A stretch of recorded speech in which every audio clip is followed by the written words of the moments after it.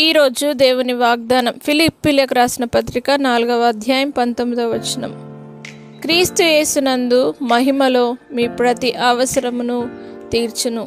నా ప్రియ సహోదరులారా, దేవుడు తన ఐశ్వర్యము చొప్పున క్రీస్తు యేసునందు తన మహిమలో మీ ప్రతి అవసరతను తీరుస్తానని దేవుడు సెలవిచ్చినాడు. కాబట్టి దేవుడు తన ఐశ్వర్యము చొప్పున మిమ్మల్ని ఆశీర్వదించి మీకున్న ప్రతి అవసరతను తీర్చి మీ జీవితంలో గొప్ప మేళ్ల చేత నింపి ఆశీర్వదిస్తానని సెలవిస్తున్నాడు. కాబట్టి ఈ వాగ్దానాన్ని స్వీకరించండి.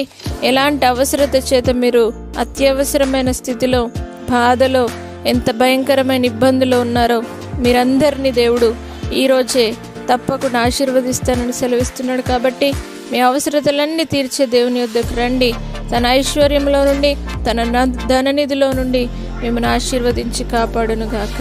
ప్రార్థన. పరిశుద్ధుడా, నమ్మదగిన దేవా, తన ఐశ్వర్యము చొప్పున సమకూర్చే దేవానికి వందనాలు.